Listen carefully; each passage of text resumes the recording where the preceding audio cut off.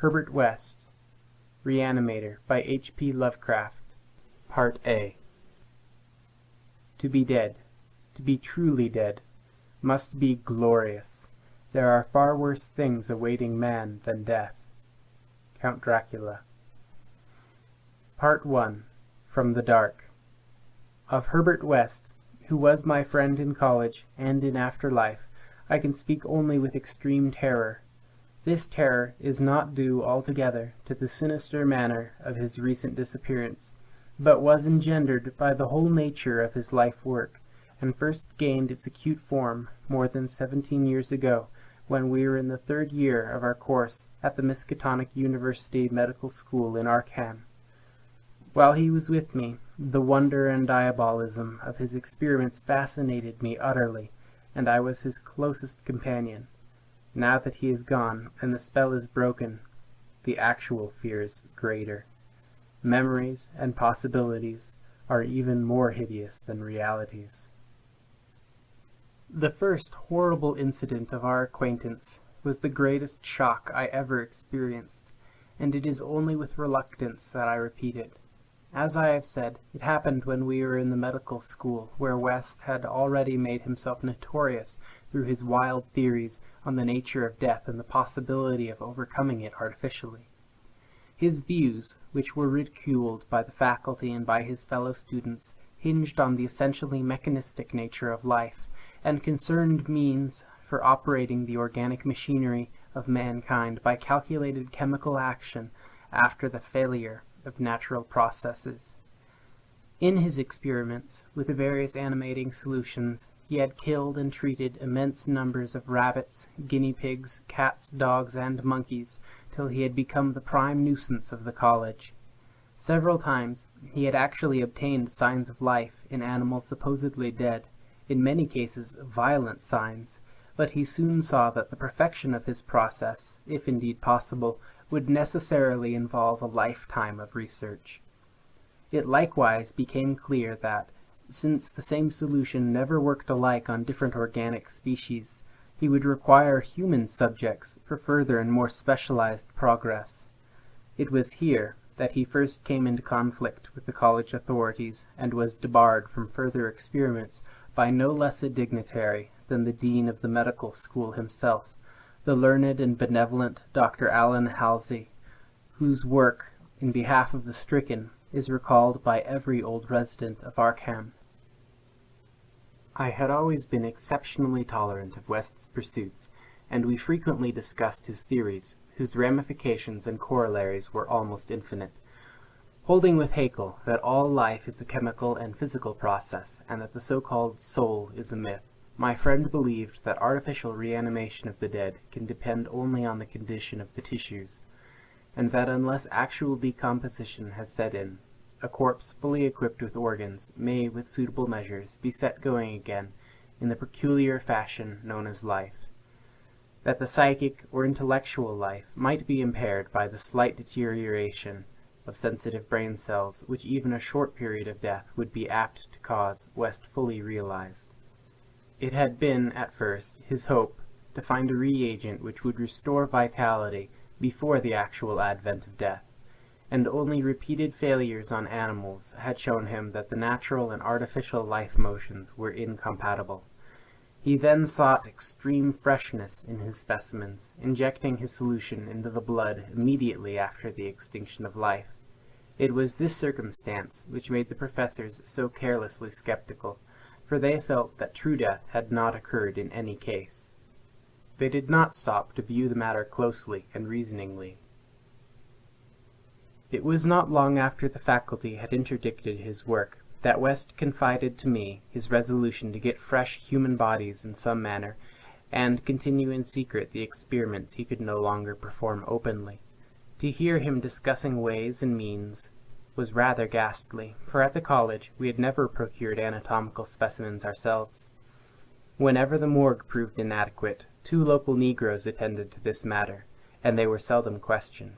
West was then a small, slender, spectacled youth, with delicate features, yellow hair, pale blue eyes, and a soft voice, and it was uncanny to hear him dwelling on the relative merits of Christ Church Cemetery and the Potter's Field. We finally decided on the Potter's Field, because practically every body in Christchurch was embalmed, a thing of course ruinous to West's researches. I was, by this time, his active and enthralled assistant, and helped him make all his decisions, not only concerning the source of bodies, but concerning a suitable place for our loathsome work. It was I who thought of the deserted Chapman farmhouse beyond Meadow Hill, where we fitted up on the ground floor an operating room and a laboratory, each with dark curtains to conceal our midnight doings. The place was far from any road, and in sight of no other house, yet precautions were none the less necessary, since rumors of strange lights, started by chance nocturnal roamers, would soon bring disaster on our enterprise. It was agreed to call the whole thing a chemical laboratory, if discovery should occur. Gradually, we equipped our sinister haunt of science with materials either purchased in Boston or borrowed quietly from the college, materials carefully made unrecognizable save to expert eyes, and provided spades and picks for the many burials we should have to make in the cellar. At the college we used an incinerator, but the apparatus was too costly for our unauthorized laboratory. Bodies were always a nuisance, even the small guinea pig bodies from the slight clandestine experiments in West's room at the boarding house. We followed the local death notices like ghouls, for our specimens demanded particular qualities. What we wanted were corpses interred soon after death, and without artificial preservation, preferably free from malforming disease, and certainly with all organs present. Accident victims were our best hope.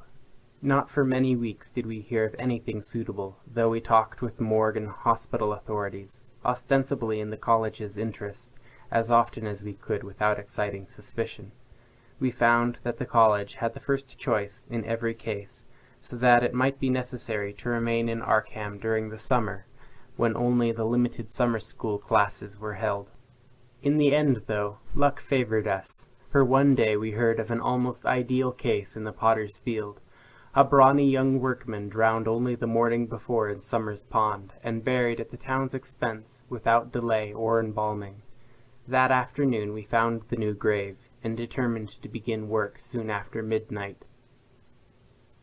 It was a repulsive task that we undertook in the black small hours, even though we lacked at that time the special horror of graveyards, which later experiences brought to us. We carried spades and oil-dark lanterns, for although electric torches were then manufactured, they were not as satisfactory as the tungsten contrivances of today. The process of unearthing was slow and sordid. It might have been gruesomely poetical if we had been artists instead of scientists. And we were glad when our spades struck wood. When the pine box was fully uncovered, West scrambled down and removed the lid, dragging out and propping up the contents. I reached down and hauled the contents out of the grave, and then both toiled hard to restore the spot to its former appearance. The affair made us rather nervous, especially the stiff form and the vacant face of our first trophy, but we managed to remove all traces of our visit. When we had patted down the last shovelful of earth, we put the specimen in a canvas sack and set out for the old Chapman place beyond Meadow Hill. On an improvised dissecting table in the old farmhouse, by the light of a powerful acetylene lamp, the specimen was not very spectral-looking. It had been a sturdy and apparently unimaginative youth, of wholesome plebeian type, large-framed, gray-eyed, and brown-haired, a sound animal without psychological subtleties, and probably having vital processes of the simplest and healthiest sort. Now, with the eyes closed, it looked more asleep than dead, though the expert tests of my friend soon left no doubt on that score. We had at last what West had always longed for, a real dead man of the ideal kind, ready for the solution as prepared according to the most careful calculations and theories for human use. The tension on our part became very great.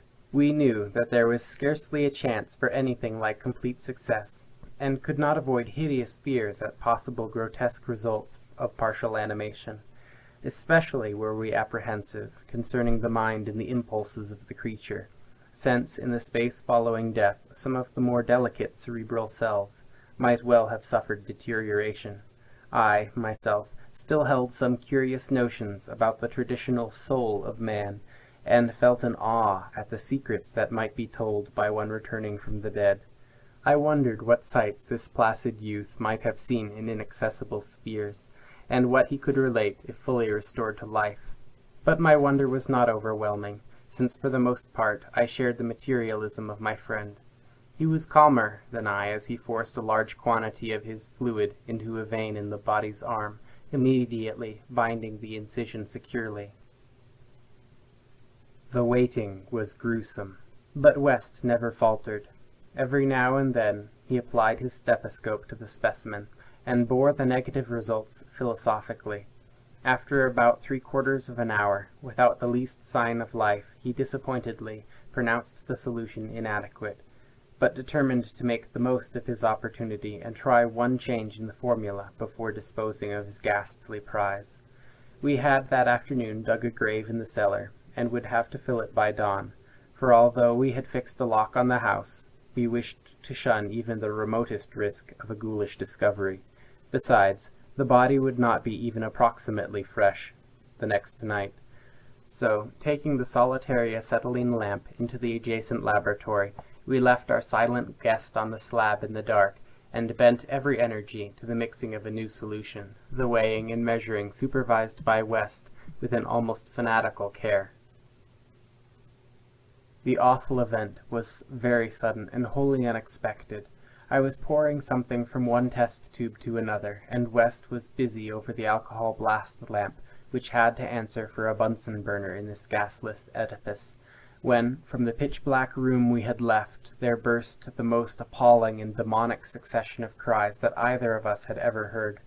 Not more unutterable could have been the chaos of hellish sound if the pit itself had opened to release the agony of the damned, for in one inconceivable cacophony was centered all the supernal terror and unnatural despair of animate nature. Human it could not have been. It is not in man to make such sounds, and without a thought of our late employment or its possible discovery, both West and I leapt to the nearest window like stricken animals, overturning tubes, lamp, and retorts, and vaulting madly into the starred abyss of the rural night.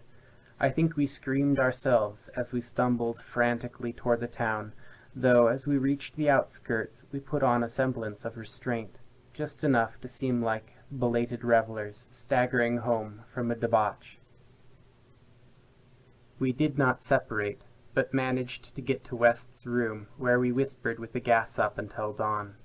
By then we had calmed ourselves a little with rational theories and plans for investigation, so that we could sleep through the day, classes being disregarded. But that evening 2 items in the paper, wholly unrelated, made it again impossible for us to sleep. The old deserted Chapman house had inexplicably burned to an amorphous heap of ashes. That we could understand, because of the upset lamp. Also, an attempt had been made to disturb a new grave in the potter's field, as if by futile and spadeless clawing at the earth. That we could not understand, for we had patted down the mold very carefully. And for 17 years after that, West would look frequently over his shoulder and complain of fancied footsteps behind him. Now he has disappeared. Part 2. The Plague Demon. I shall never forget that hideous summer 16 years ago, when like a noxious Ifrit from the halls of Eblis, typhoid stalked leeringly through Arkham. It is by that satanic scourge that most recall the year, for truly horror brooded with bat wings over the piles of coffins in the tombs of Christ Church Cemetery. Yet for me there is a greater horror in that time, a horror known to me alone now that Herbert West has disappeared.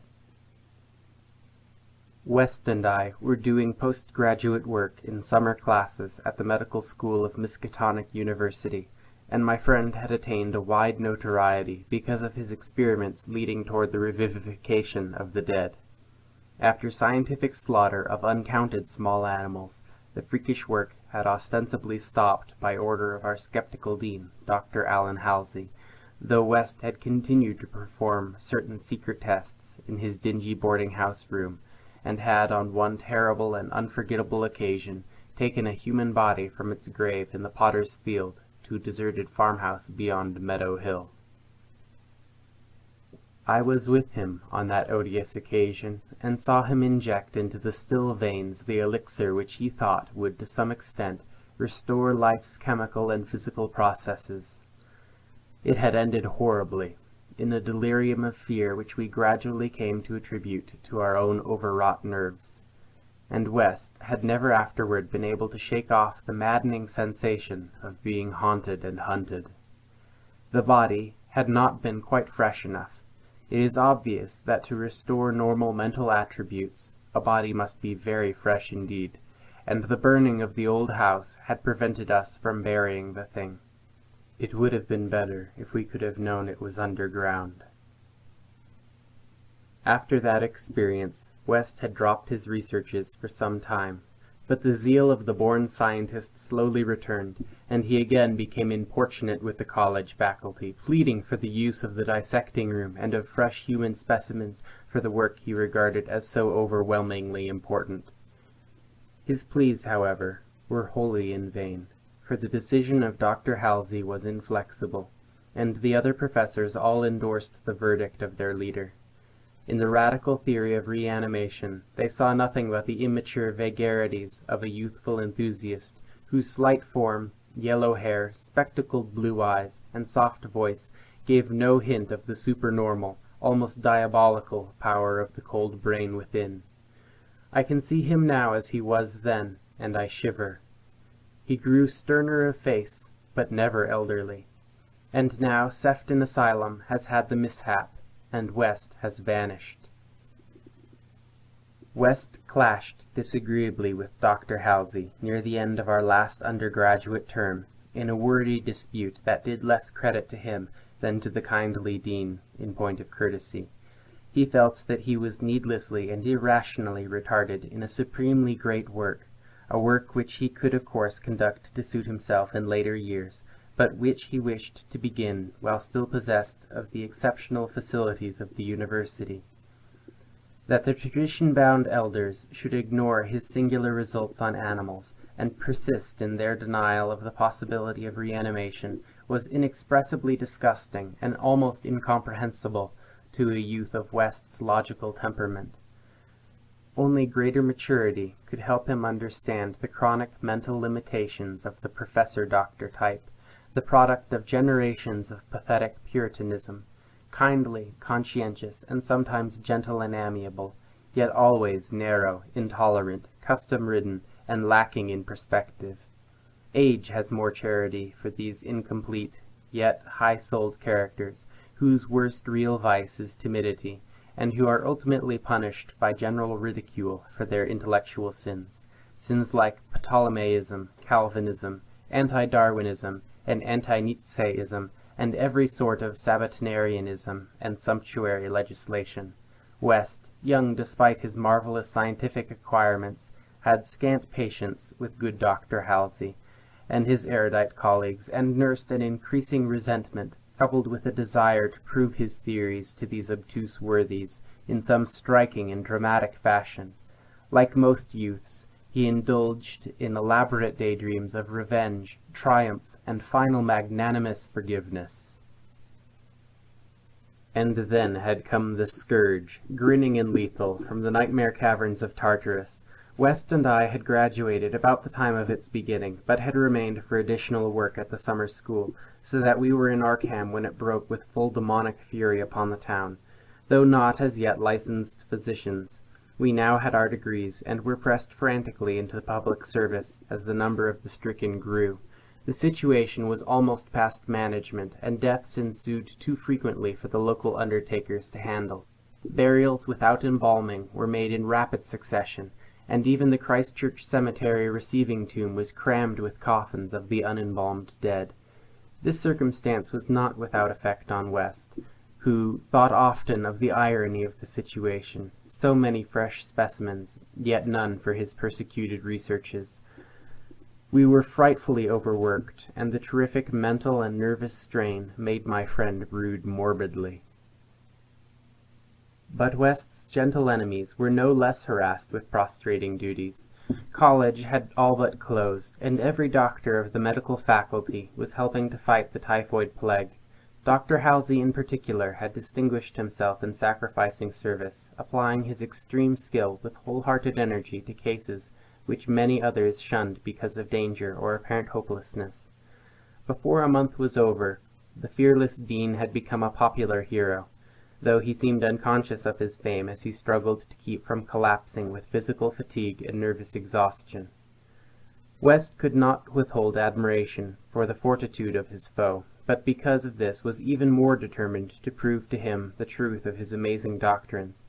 Taking advantage of the disorganization of both college work and municipal health regulations, he managed to get a recently deceased body smuggled into the university dissecting room one night, and, in my presence, injected a new modification of his solution.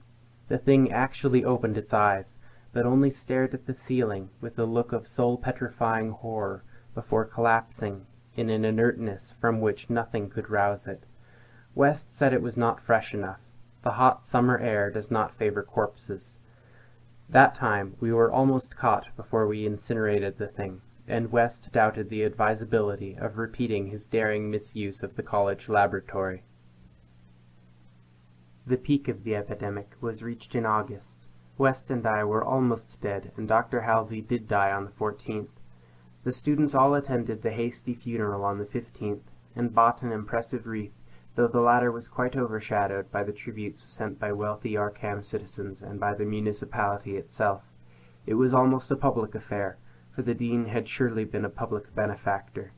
After the entombment, we were all somewhat depressed, and spent the afternoon at the bar of the commercial house, where West, though shaken by the death of his chief opponent, chilled the rest of us with references to his notorious theories. Most of the students went home, or to various duties as the evening advanced, but West persuaded me to aid him in making a night of it. West's landlady saw us arrive at his room about 2 a.m, with a third man between us, and told her husband that we had all evidently dined and wined rather well. Apparently, this acidulous matron was right, for about 3 a.m. the whole house was aroused by cries coming from West's room, where, when they broke down the door, they found the two of us unconscious on the blood-stained carpet, beaten, scratched, and mauled, and with the broken remnants of West's bottles and instruments around us.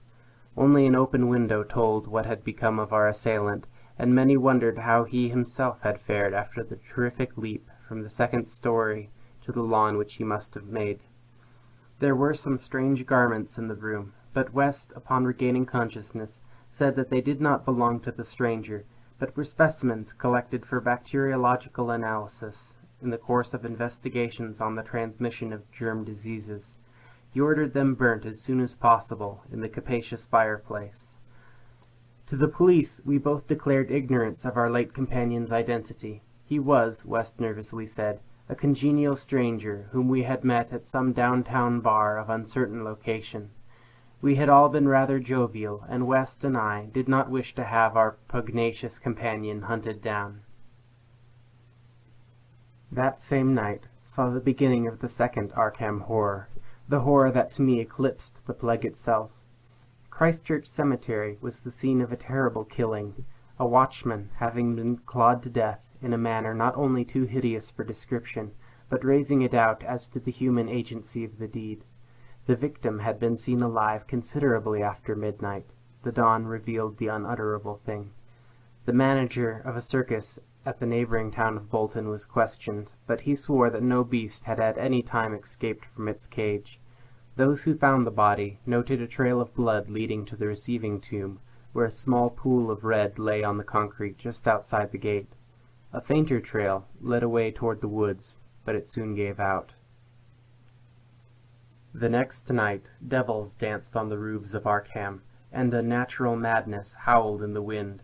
Through the fevered town had crept a curse which some said was greater than the plague, and which some whispered was the embodied demon soul of the plague itself.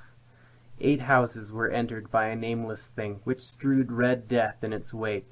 In all, 17 maimed and shapeless remnants of bodies were left behind by a voiceless, sadistic monster that crept abroad. A few persons had half seen it in the dark, and said it was white and like a malformed ape or anthropomorphic fiend. It had not left behind quite all that it had attacked, for sometimes it had been hungry. The number it had killed was 14. 3 of the bodies had been in stricken homes and had not been alive. On the 3rd night, frantic bands of searchers, led by the police, captured it in a house on Crane Street near the Miskatonic campus. They had organized the quest with care, keeping in touch by means of volunteer telephone stations, and when someone in the college district had reported hearing a scratching at a shuttered window, the net was quickly spread. On account of the general alarm and precautions, there were only 2 more victims, and the capture was effected without major casualties. The thing was finally stopped by a bullet, though not a fatal one, and was rushed to the local hospital amidst universal excitement and loathing. For it had been a man. This much was clear, despite the nauseous eyes, the voiceless simianism, and the demonic savagery. They dressed its wound and carted it to the asylum at Sefton, where it beat its head against the walls of a padded cell for 16 years, until the recent mishap, when it escaped, under circumstances that few like to mention. What had most disgusted the searchers of Arkham was the thing they noticed when the monster's face was cleaned, the mocking, unbelievable resemblance to a learned and self-sacrificing martyr who had been entombed but 3 days before, the late Dr. Allen Halsey, public benefactor and dean of the medical school of Miskatonic University. To the vanished Herbert West, and to me, the disgust and horror were supreme. I shudder tonight as I think of it, shudder even more than I did that morning when West muttered through his bandages, "Damn, it wasn't quite fresh enough." Part 3. 6 Shots by Moonlight. It is uncommon to fire all 6 shots of a revolver, with great suddenness, when one would probably be sufficient. But many things in the life of Herbert West were uncommon. It is, for instance, not often that a young physician leaving college is obligated to conceal the principles which guide his selection of a house and office. Yet that was the case with Herbert West. When he and I obtained our degrees at the medical school of Miskatonic University, and sought to relieve our poverty by setting up as general practitioners, we took great care not to say that we chose our home because it was fairly well isolated and as near as possible to the potter's field. Reticence such as this is seldom without a cause, nor indeed was ours, for our requirements were those resulting from a life work distinctly unpopular. Outwardly, we were doctors only, but beneath the surface were aims of far greater and more terrible moment, for the essence of Herbert West's existence was a quest amid black and forbidden realms of the unknown, in which he hoped to uncover the secret of life and restore to perpetual animation the graveyard's cold clay. Such a quest demands strange materials, among them fresh human bodies, and in order to keep supplied with these indispensable things one must live quietly, and not far from a place of informal internment. West and I had met in college, and I had been the only one to sympathize with his hideous experiments.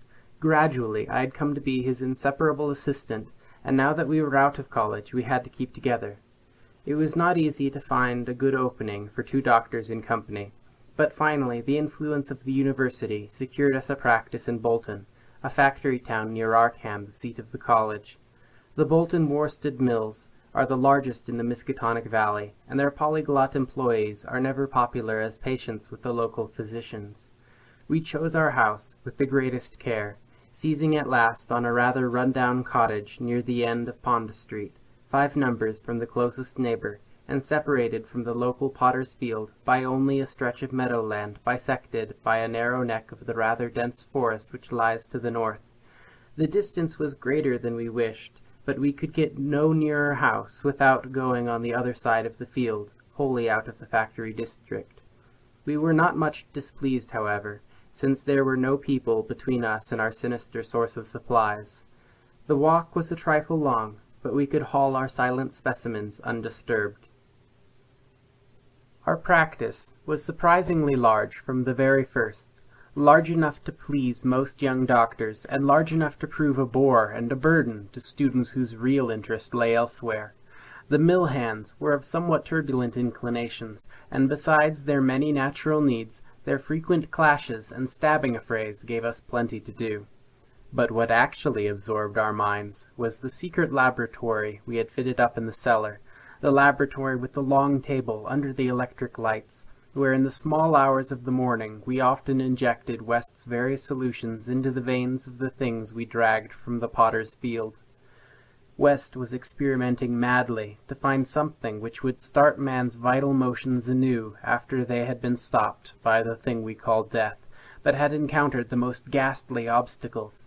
The solution had to be differently compounded for different types. What would serve for guinea pigs would not serve for human beings, and different human specimens required large modifications. The bodies had to be exceedingly fresh, or the slight decomposition of brain tissue would render perfect reanimation impossible. Indeed, the greatest problem was to get them fresh enough. West had had horrible experiences during his secret college researches with corpses of doubtful vintage. The results of partial or imperfect animation were much more hideous than were the total failures, and we both held fearsome recollections of such things. Ever since our first demonic session in the deserted farmhouse on Meadow Hill in Arkham, we had felt a brooding menace, and West, though a calm, blond, blue-eyed scientific automaton in most respects, often confessed to a shuddering sensation of stealthy pursuit. He half felt that he was followed, a psychological delusion of shaken nerves, enhanced by the undeniably disturbing fact that at least one of our reanimated specimens was still alive, a frightful, carnivorous thing in a padded cell at Sefton. There was another, our first, whose exact fate we had never learned. We had fair luck with specimens in Bolton, much better than in Arkham. We had not been settled a week before we got an accident victim on the very night of burial, and made it open its eyes with an amazingly rational expression before the solution failed. It had lost an arm. If it had been a perfect body, we might have succeeded better. Between then and the next January, we secured 3 more. 1 total failure, 1 case of marked muscular motion, and 1 rather shivery thing. It rose of itself and uttered a sound. Then came a period where luck was poor. Interments fell off, and those that did occur were of specimens either too diseased or too maimed for use. We kept track of all the deaths and their circumstances with systematic care. One March night, however, we unexpectedly obtained a specimen which did not come from the potter's field. In Bolton, the prevailing spirit of Puritanism had outlawed the sport of boxing, with the usual result. Surreptitious and ill-conducted bouts among the mill workers were common, and occasionally professional talent of low grade was imported. This late winter night there had been such a match, evidently with disastrous results, since 2 timorous Poles had come to us with incoherently whispered entreaties to attend to a very secret and desperate case. We followed them to an abandoned barn, where the remnants of a crowd of frightened foreigners were watching a silent black form on the floor. The match had been between Kid O'Brien, a lubberly and now quaking youth with a most un-Iberian hooked nose, and Buck Robinson, the Harlem Smoke. The Negro had been knocked out, and a moment's examination showed us that he would permanently remain so.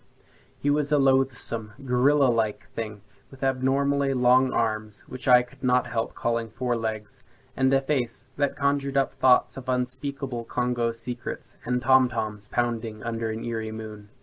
The body must have looked even worse in life, but the world holds many ugly things.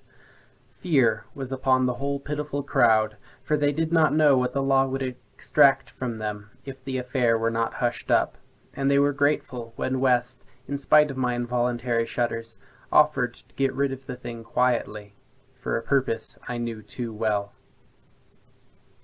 There was bright moonlight over the snowless landscape, but we dressed the thing, and carried it home between us, through the deserted streets and meadows, as we had carried a similar thing one horrible night in Arkham. We approached the house from the field in the rear, and took the specimen in the back door and down the cellar stairs and prepared it for the usual experiment. Our fear of the police was absurdly great, though we had timed our trip to avoid the solitary patrolman of that section. The result was wearily anticlimactic. Ghastly as our prize appeared, it was wholly unresponsive to every solution we injected in its black arm. Solutions prepared from experience with white specimens only. So as the hour grew dangerously near to dawn, we did as we had done with the others, dragged the thing across the meadows to the neck of the woods near the potter's field, and buried it there in the best sort of grave the frozen ground would furnish. The grave was not very deep, but fully as good as that of the previous specimen, the thing which had risen of itself and uttered a sound. In the light of our dark lanterns, we carefully covered it with leaves and dead vines, fairly certain that the police would never find it in a forest so dim and dense. The next day, I was increasingly apprehensive about the police, for a patient brought rumors of a suspected fight and death. West had still another source of worry, for he had been called in the afternoon to a case which ended very threateningly. An Italian woman had become hysterical over her missing child, a lad of 5, who had strayed off early in the morning and failed to appear for dinner, and had developed symptoms highly alarming in view of an always weak heart. It was a very foolish hysteria, for the boy had often run away before, but Italian peasants are exceedingly superstitious, and this woman seemed as much harassed by omens as by facts. About 7 o'clock in the evening she had died, and her frantic husband had made a frightful scene in his efforts to kill West, whom he wildly blamed for not saving her life. Friends had held him back when he drew a stiletto, but West departed amidst his inhuman shrieks, curses, and oaths of vengeance. In his latest affliction, the fellow seemed to have forgotten his child, who was still missing as the night advanced. There was some talk of searching the woods, but most of the family's friends were busy with the dead woman and the screaming man. Altogether, the nervous strain upon West must have been tremendous. Thoughts of the police and of the mad Italian both weighed heavily. We retired about 11, but I did not sleep well. Bolton had a surprisingly good police force for so small a town, and I could not help fearing the mess which would ensue if the affair of the night before were ever tracked down. It might mean the end of all our local work, and perhaps prison for both West and me. I did not like those rumors of a fight which were floating about. After the clock had struck 3, the moon shone in my eyes, but I turned over without rising to pull down the shade. Then came the steady rattling at the back door. I lay still and somewhat dazed, but before long heard West's rap on my door. He was clad in dressing-gown and slippers, and had in his hands a revolver and an electric flashlight. From the revolver, I knew that he was thinking more of the crazed Italian than of the police. "We'd better both go," he whispered. "It wouldn't do not to answer it anyway, and it may be a patient. It would be like one of those fools to try the back door." So we both went down the stairs on tiptoe, with a fear partly justified, and partly that which comes only from the soul of the weird small hours. The rattling continued, growing somewhat louder. When we reached the door, I cautiously unbolted it, and threw it open. As the moon streamed revealingly down on the form silhouetted there, West did a peculiar thing. Despite the obvious danger of attracting notice and bringing down on our heads the dreaded police investigation, a thing which, after all, was mercifully averted by the relative isolation of our cottage, my friend suddenly, excitedly, and unnecessarily emptied all 6 chambers of his revolver into the nocturnal visitor. For that visitor was neither Italian nor policeman. Looming hideously against the spectral moon was a gigantic, misshapen thing not to be imagined save in nightmares, a glassy-eyed, ink-black apparition nearly on all 4s, covered with bits of mold, leaves, and vines, foul with caked blood, and having between its glistening teeth a snow-white, terrible, cylindrical object, terminating in a tiny hand. End of Herbert West, Reanimator, Part A.